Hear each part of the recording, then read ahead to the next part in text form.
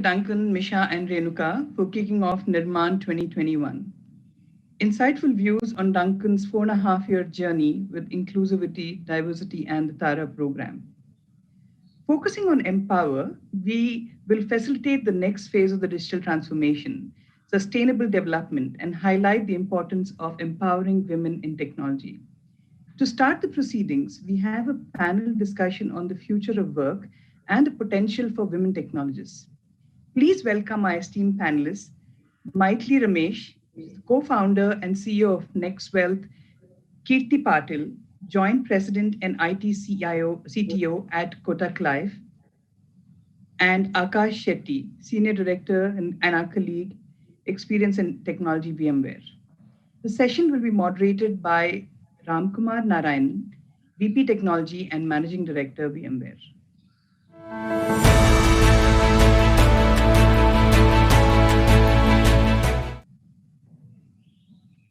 Thank you, Sangeeta, for the introduction, and I'm really excited to have this the opportunity to host such an august group of people to discuss this topic.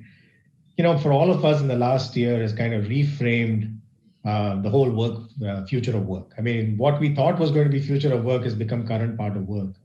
And as all of us have learned over the last year, certain things work, certain things don't work. There were some assumptions going in that we all had about, you know, what it was like to work remote.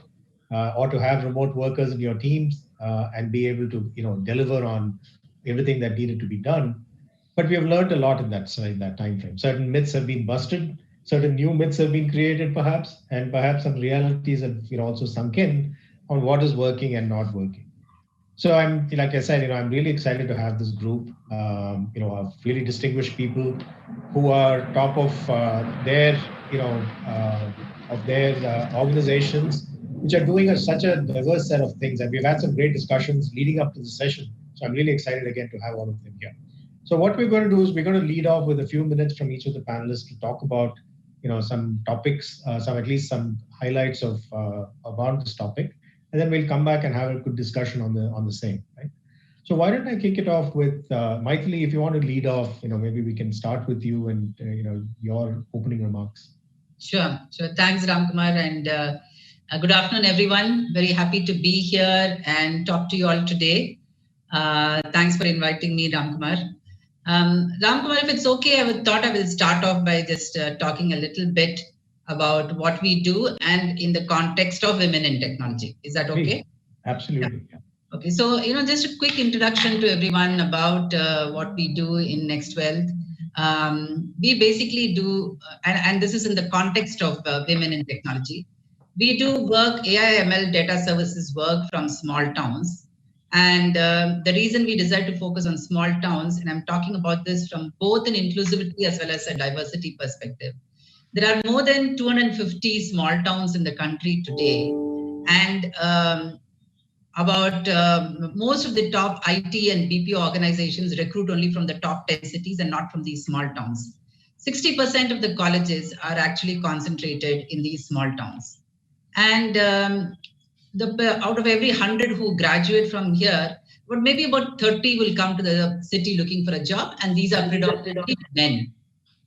So very few women actually migrate because they're all from a very conservative sort of an environment, especially in the small towns. So that's when we said that instead of getting people into the cities for work, why don't we take the work to the small towns and match the demand which is there in the cities with the supply which is there in the small towns. So that's the model of NextWealth. And the other thing that we realized is in these small towns, for the 60% colleges which are there, it is very surprising to us that almost 45% were women who were graduating from engineering colleges and arts and science colleges. And since they are from a conservative background, they are not sent to the city. They don't have local opportunities, and they end up, you know, as a sales assistant or something in a shop, which is not commensurate with their education. That is one. Second, they would have taken loans to do their graduate studies, and they need to pay off those loans. And unless they get a proper job, they will not be able to do it. And these are all typically first generation graduates who are children of farmers, daily wage laborers, carpenters, clerks, tailors, and so on.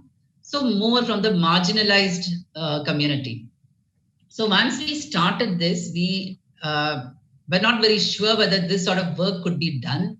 But what we found was that we are doing work which is leading edge in AI/ML, data tech, computer vision, conversational AI, NLP, structured, semi-structured data. And consciously we said we wanted to have more than 60% women in these centers. And today we have about 65% women in these centers. And what we have seen is, because we are a social entrepreneurship firm, we measure the social impact of what we do. And what we've seen is that in the social impact and index measurement that we have done, women save 90% of whatever they earn, and men actually save 40%. And the other interesting thing was men actually impact the families in these locations. So it's just not about giving jobs. Our vision is to provide 10,000 jobs, but it's also to impact the local ecosystem. And what we've seen is that men have a big impact on the family, while women have an impact on the family, the community, as well as the society. So you educate you give a job to one woman there, you're actually impacting the family, society, and community. One of the reasons why we said we should have more than 60% women. So we have about 3,000 people in these locations doing cutting edge work with, more than 65% women and 15% people with disabilities. And when we ran the social impact index, what we found was that quality of living actually has gone up by 70%. The self-pride and self-esteem has gone up by 40%. These people contribute more than 44% to the family income. And most important, the women, because they are empowered today and they have that self-respect and self-pride. Earlier, once they finish their graduation at 21, they would get married, right? But now that they're getting a job, their marriageable age, they're getting married at 24 and 25 rather than at 21. Their self-esteem has gone up and they're able to choose their partner, whereas earlier they never had a say in the matter.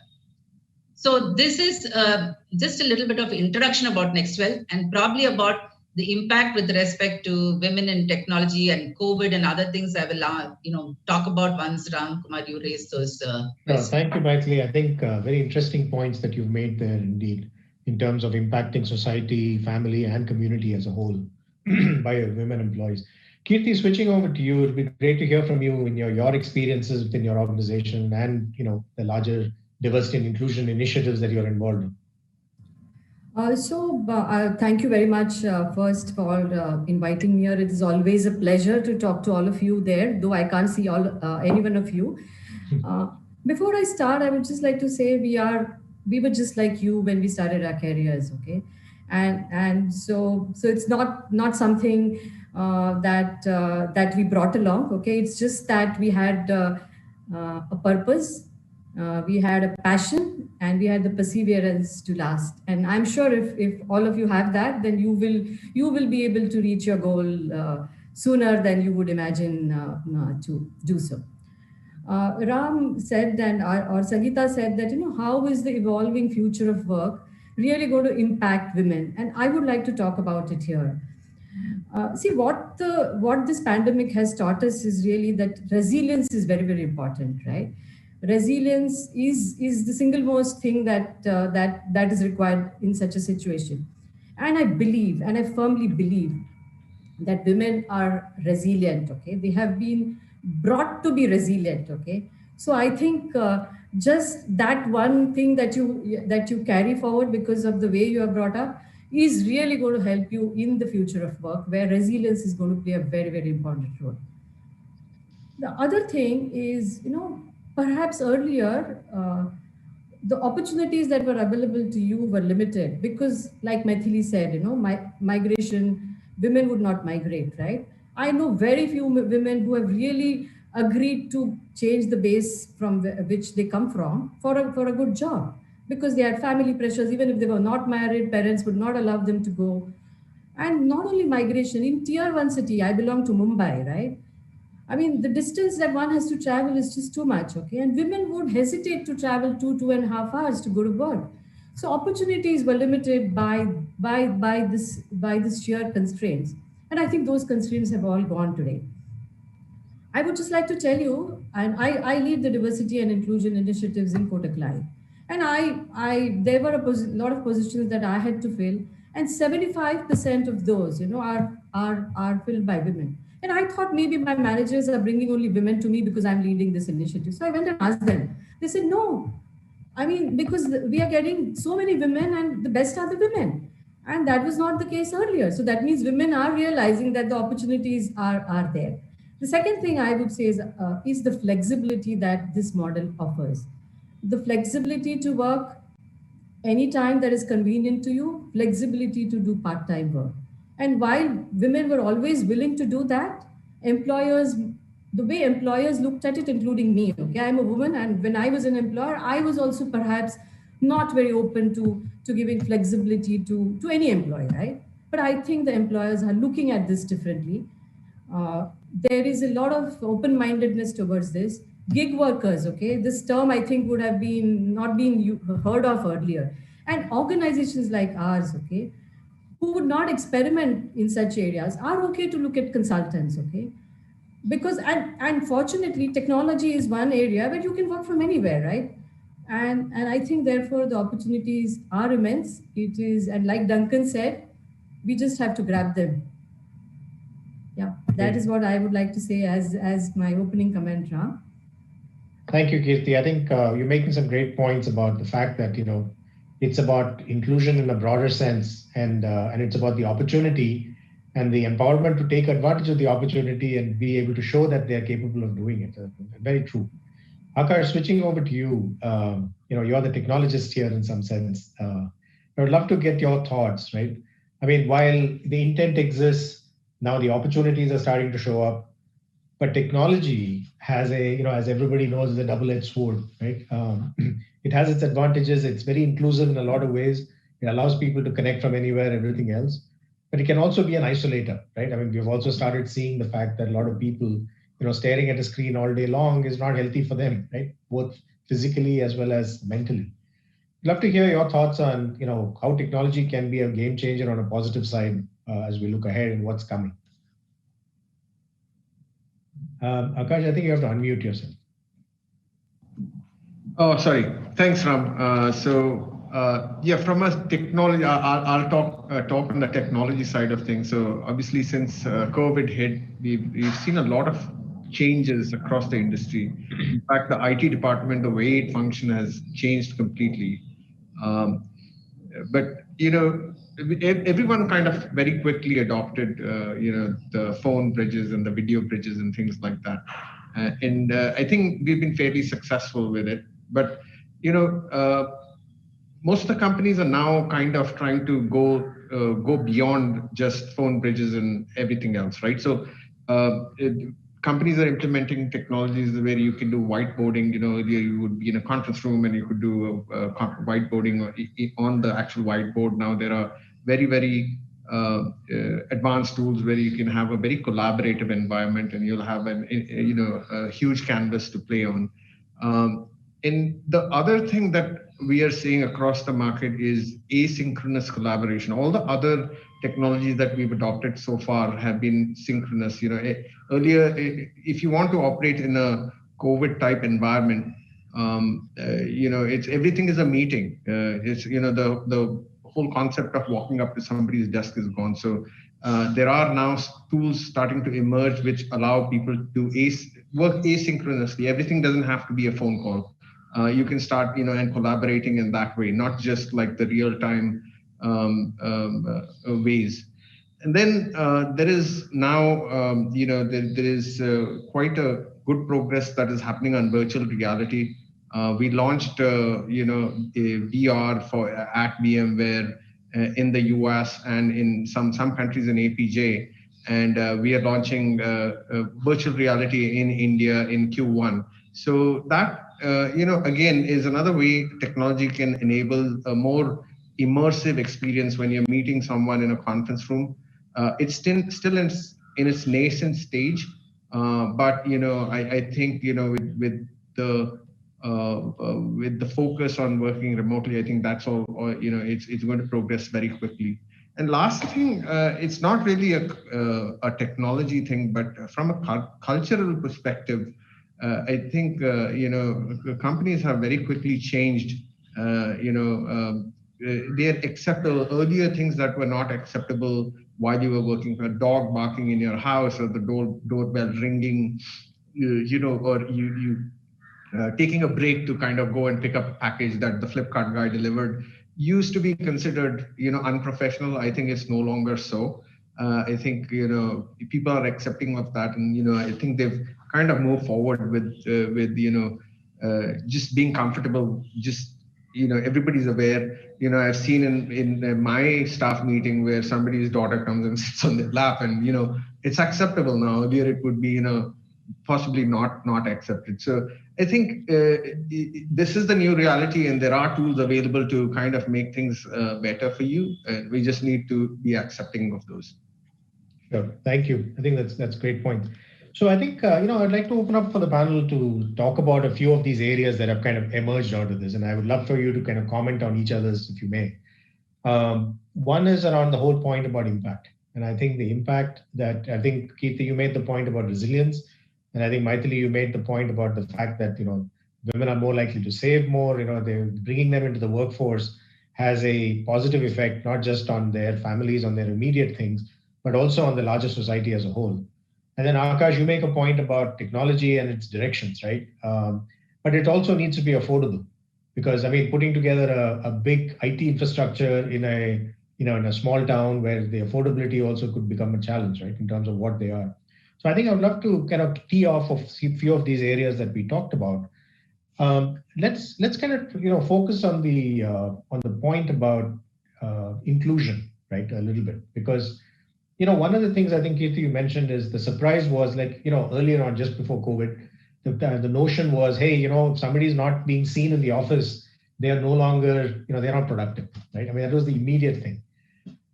I would love to hear a little bit about how each of you has kind of reframed the thought about productivity, right?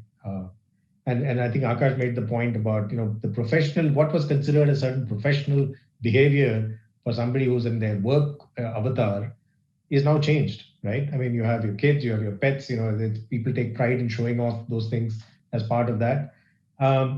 So I want to talk about the inclusion in a broader sense, right? Maybe Kirti, you can kick it off, and then Maithili, and then Akash.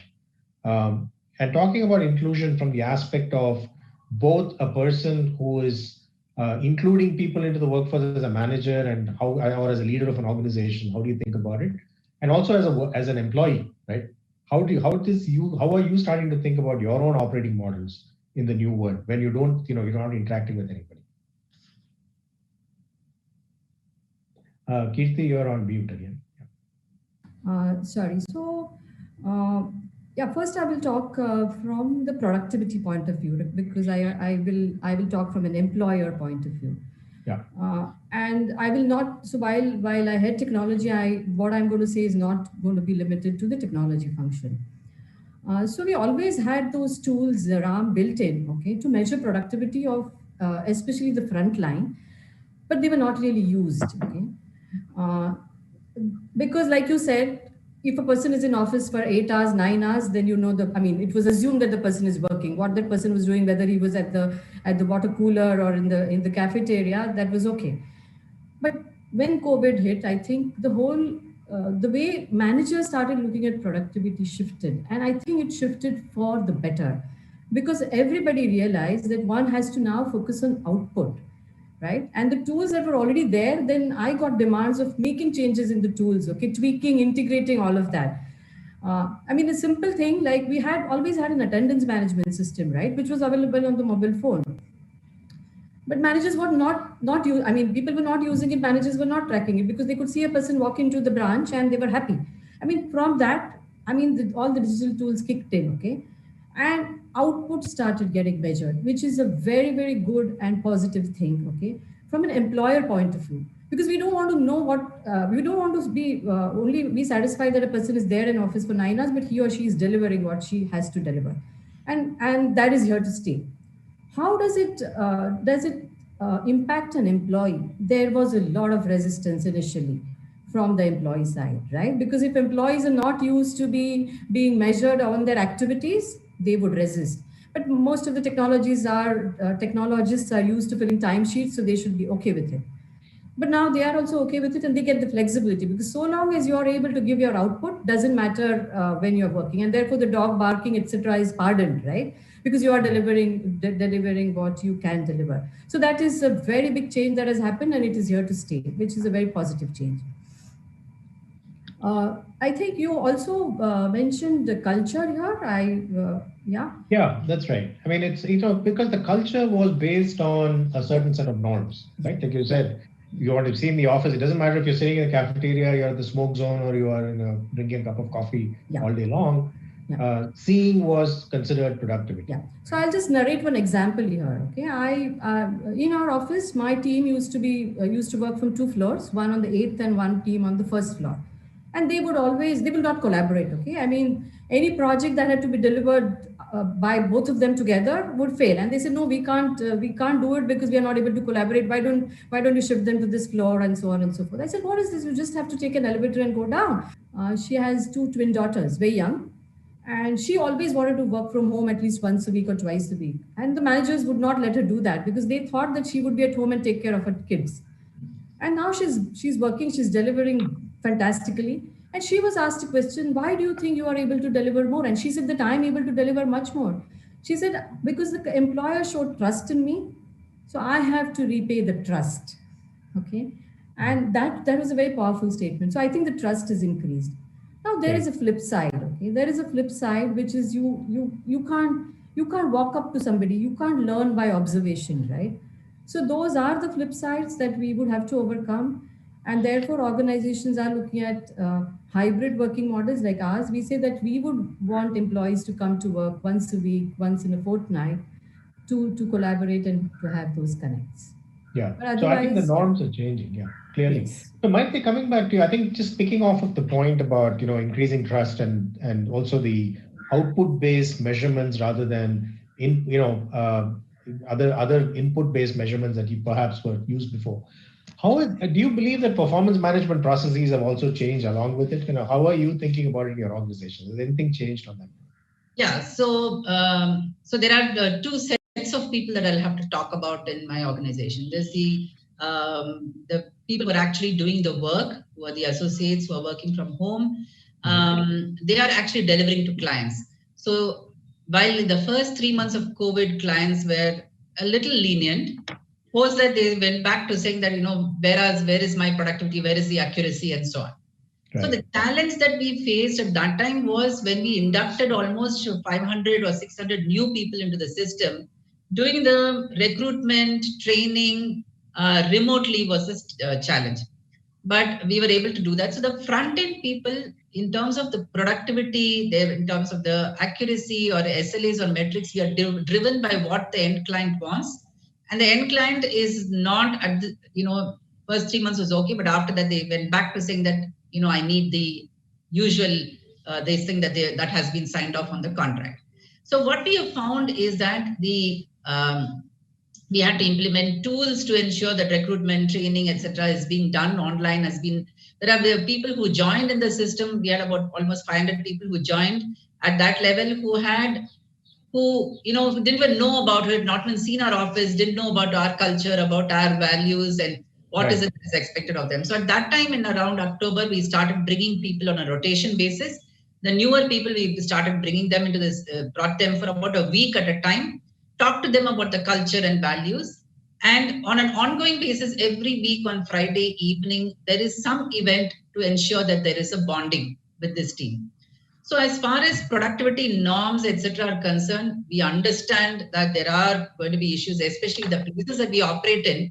Power is an issue, power fluctuation is an issue, and internet connectivity is not so great. I mean, in Bangalore also it's not great, but there it is a challenge. But since we have our work is such that we have to finish it that day, they put in that effort and manage to finish it they take an extra probably 45 minutes to an hour to finish it. So that is that set of people where the challenge has been to ensure, and remember that these are, since you're small towns, they're probably in 2-room houses. So there is a kitchen, 1 hall and 1 bedroom. So they have to work in that sort of an environment with all the surrounding noise and things like that. But, I think even though if I say so myself, the team has done a great, outstanding job. Just because of their attitude, they extend and do it. In fact, if they have to complete something in a day and they're not able to do it during the daytime, there have been instances where they've stayed up till 2 o'clock in the morning. We had to do, for one customer, we had to do some audio and video recording. And what was happening was, during daytime, they were just not able to do it because there were too many disturbances around. So many of them, for almost a month, stayed up till 2 o'clock in the morning, completed it, submitted, and then went back. So that is, and remember, in all these places, it is still conservative sort of an environment. So women are expected to do everything. It's not only your work, but also taking care of the children or the elders or the household chores or the cooking. They're expected to do all of that. So the team has been actually doing, so that is one aspect of it, on how they have been actually managing to do it. We have done some surveys to see, initially, and it's very interesting to see how it has evolved in the last 9 months. First 3 months, they were having a lot of issues in terms of adapting, and we did a lot of communication. Communication was the key. The next 3 months, they sort of settled down. Their families also settled down. And then we ran a survey to say in October, November, December, when things open up, would you like to come back to work? And about 44% of them, and many of them women predominantly, said we would like to work from home. We would like to have the option of working from home. Another 40% said they want to do it on a rotation basis. So, and now, today we are open to that. It doesn't matter where you are and where you work from. So that is one aspect. The other aspect is the senior people, right? So the model that we have is, and I think Kirti touched upon it, the team that is there in Nextwealth at the senior level, we follow a output-based model from day one. So the last 7-8 years, we've been following an output-based model, which means essentially they are all consultants. They are not employees. They are consultants, but they are senior people. So they take the ownership to define what is it that they have to do, and they do it. And no questions asked in terms of saying that, are you there 8 hours in office or 9 hours in office or 6 hours in office, or you're not there in office at all, doesn't matter, as long as the output is getting delivered. And that's a model we have worked with. And like Kirti mentioned, it has been tremendous. I mean, it's been a fantastic model in the sense that the sense of trust. And, initially we thought maybe that relationship and bonding may not be there. And we might have people, they don't see the oneness with the organization, they might leave and go. Actually, it has been just the opposite.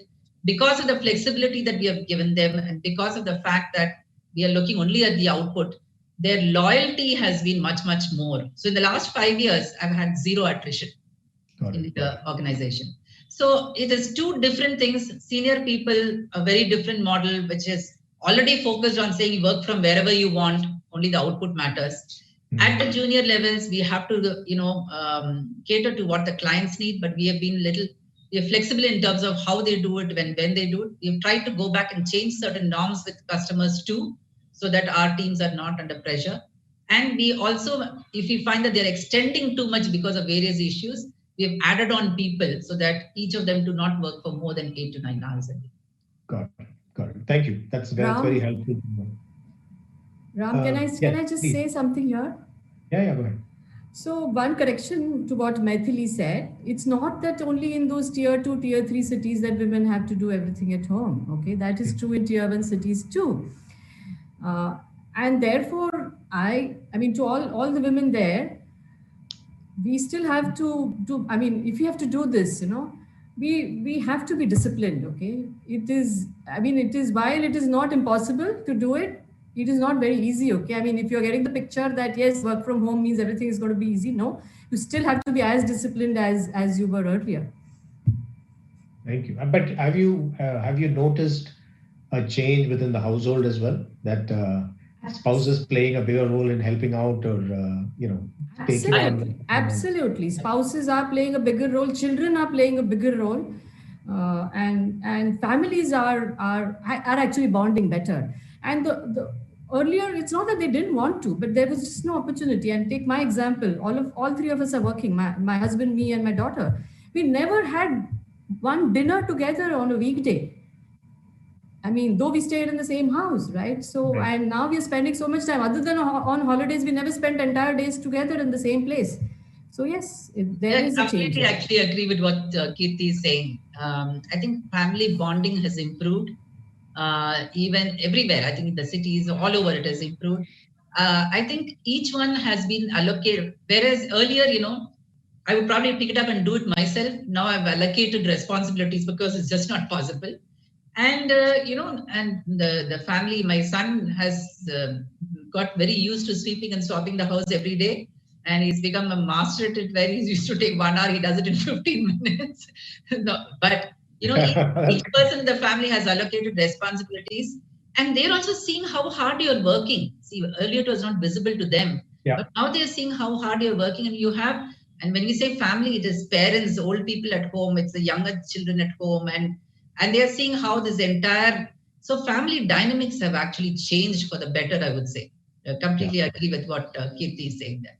No, that's great to know. I mean, because I've become a expert at washing dishes and loading the dishwasher, in a very optimized way to maximize. So which actually brings up a question which I wanted to have for Akash around automation, right? I mean, I'm a product manager by background, and one of the things about product managers is the best product managers are actually lazy people, because you want to automate as much as you can. You want to fix it, so that you don't have to keep doing repetitive tasks. I mean, anybody who's at top of their profession looks for that optimization to do.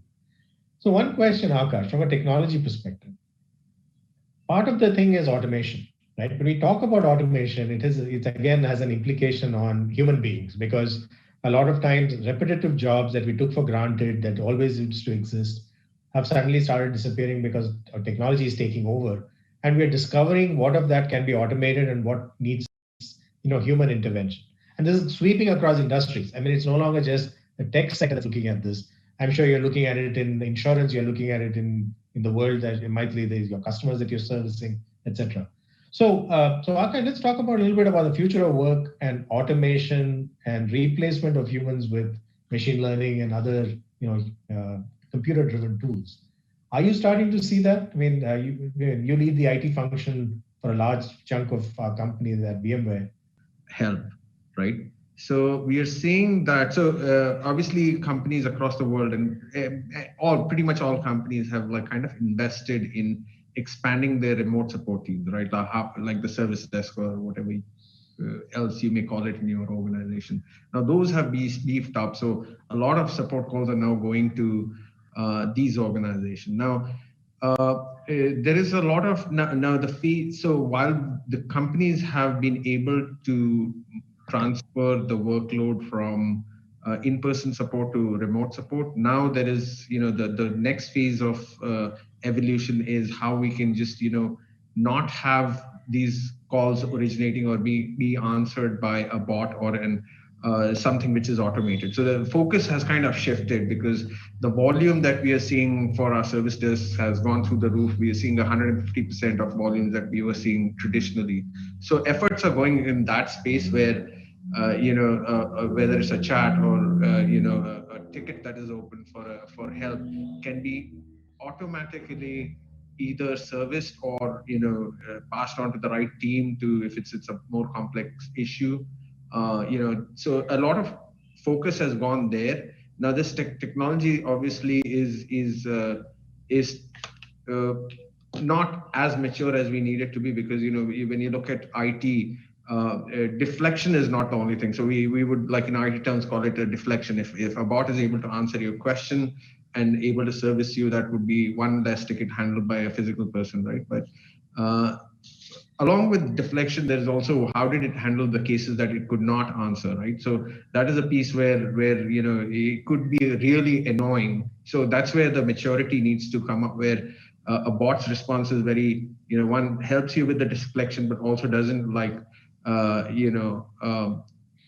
piss off people who it cannot help, right? So that's one area. The other area, I think automation is like the way IT, the goal of IT now is to be able to make colleagues productive from their home location, whether it's like, the kit, because in an office location, you have dual screens or everything that you need not so much in your home. So a lot of colleagues are now requesting for an equivalent kit at home, and getting these kits to people's home is not easy. So having a centralized and doing it globally at scale is even more complicated, right? So having a centralized place where IT is just out of the way, you automate that, people can come in and get whatever they need, is also another focus that we are seeing. Great. So thank you, Akash. I think that's helpful to know where things are going from the larger technology trends. One area, and I'll stay with you for a second because I want to talk about a different, slightly switching tracks a little bit. We talk about women in the workforce, which is some great examples of what Kirti, Maithili, and some of the things that you shared, Akash. But let's talk about inclusion from people who are probably, with disabilities. People with disabilities and their inclusiveness into the workforce. I think there was a challenge in India. I mean, the workforce, the offices, and the commute times, all the things that we talked about, the women challenges. It was even worse for somebody with a set of disabilities. Maybe I want to start with you, Akash, to talk about people with disabilities. What is the opportunity with technology that now enables them to be as productive in the workforce as anybody else, any one of us at this point in time? And how should we think about leveraging that opportunity?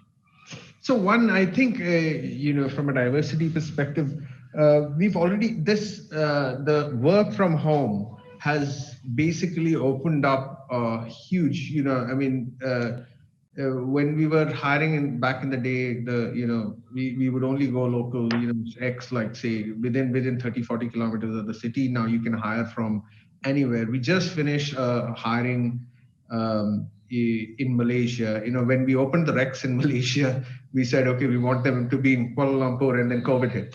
Right. And then we said, okay, it doesn't matter where we are hiring from, the net that we are able to cast is much wider, right? Like if you're hiring in India, you can hire it from anywhere in India, as long as, as Maithili mentioned, the other problems, underlying problems where you want a stable internet or a stable, power, those become more challenging. But the ability to hire from anywhere, it's like humongous. So and some of the people with disabilities, can't make the commute. Even if they are in 40-kilometer range, they can't really make it to office because of various reasons, but they can happily work from home. So, that's a very big advantage to if you can hire people with disabilities from anywhere in the country. They don't have to actually come, possibly come in once in a quarter when there's a team meeting or something, but beyond that, they can, effectively, as long as they have the merit and they can do the job, they can work from anywhere. The other thing is, including VMware, we are looking at ways to, although it's built in, a lot of this is built into the OS, where if you're visually impaired or you have a hearing impairment, then you can use technologies to help you with that. And, I have on my team somebody who's visually impaired, and it is amazing to see how how they operate with the tools that are given to them. Some internal, and then there's external tools as well, which it's amazing. They are able to do everything, including set up their WhatsApp status, change pictures on WhatsApp, and just all the work that they need to do. So I think. Right. It's positive all around. Kirti, have you seen an uptick in the number of people with disabilities in the last year who've been able to join the workforce? Kirti, I think you have to unmute yourself. Sorry. So before I talk about that, I just wanted to mention one point here. So other than the employees, we also employ a lot of insurance advisors, okay, who actually go and sell insurance. We have about 100,000 of them. These are part-time workers for us. They are entrepreneurs, right? And worldwide, it has been said that women homemakers make the best life insurance agents, okay? And it was we would always want to onboard them. It was a challenge, okay? Because they are homemakers, so they would only want to work certain hours of the day and definitely want to take care of the house. Now we are able to attract them now. And so are we, the people with disabilities. Because like I said, we are predominantly a sales organization. So be it our large part of our employees are sales employees, and of course the advisors also need to sell. It means travel, okay? It means commute to the customer place, and which was not possible for the women or for people with disabilities. And I think because of the current situation where customers are also open to have that remote connect, we have opened up. Great. Maitri, from your organization, because you're so widely spread in terms of tier 2, tier 3 towns and below, is that something that you've seen an uptick on? I mean, I know education partly in semi-rural areas is also a bit of a challenge for those with disabilities. But do you see this opening up other opportunities for people? Yeah, absolutely. So we anyway have a target of saying, like I said earlier, 65% women and 15% people with disabilities. Okay. But in the past, we have not been able to fill up that 15% people with disabilities, because even though we partnered with some of the organizations here in Bangalore, the National Association of Blind, and there's one more in Koramangala. So they would not be able to travel to our centers and work in the centers, shift locations. And within our own locations, we did not have that 15% number. But now with COVID there and working from home, or basically working from anywhere, we are able to now tap into the cities to see if they would like to work for us in areas where they are comfortable and they are able to do the work in a remote manner. So that's something that we are already seeing. Got it. I would like to, I think I see a couple of questions from the audience that I will probably take at this point. There's one about, I'll paraphrase because it's kind of a longish question, but, essentially, do people in the panel feel that organizational will increasingly bring in more and more initiative to synergize family members with the organization relationships? So it's not just about the employee, but are you doing any efforts to actually bring in the rest of the family into your organization, whether it's be in, entertainment programs where you actually include the family as part of the process, morale programs, whatever they're. Maybe I can quickly answer. We used to have in the centers anyway a family day before COVID, where the family members used to come in and it was like a carnival. Now with COVID, since we are not able to do that, we are doing that on an online basis where we have family-wise fitness goals, and there is a competition which is there family to family. So have you done your 20,000 steps for the day and who has done the highest steps for the day? So there is a family to family competition on an ongoing basis.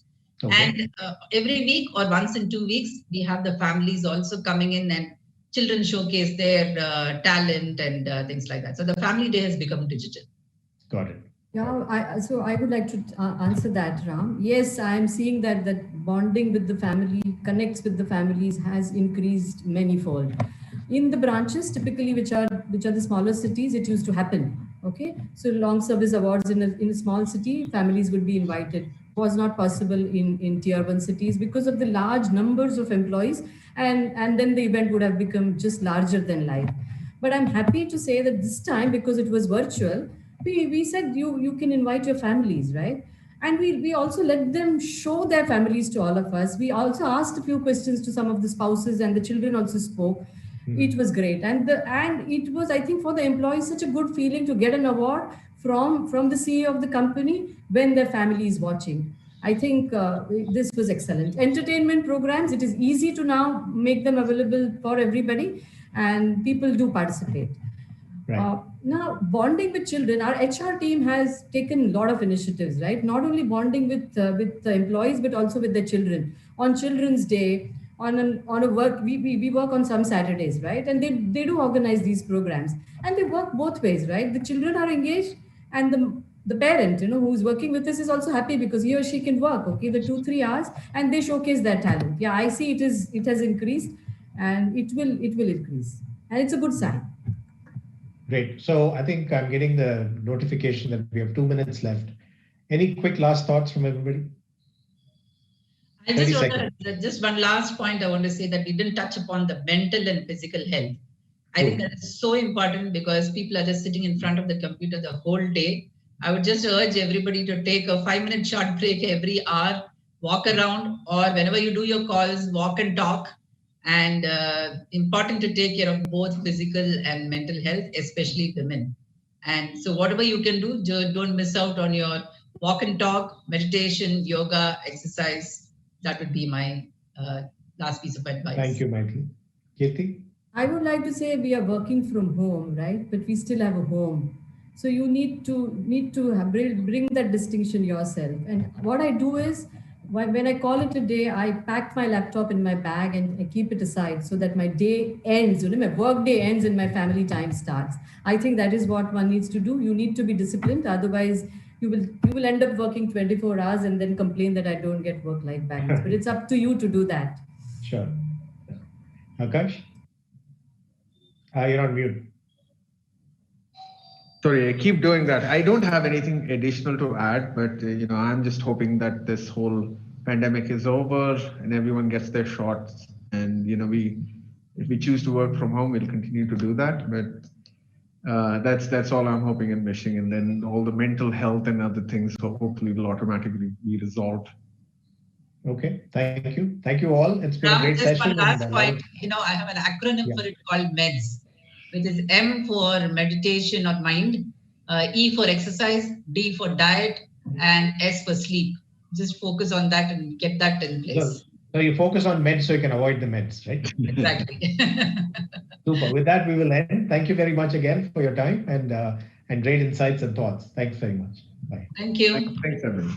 Bye, everyone.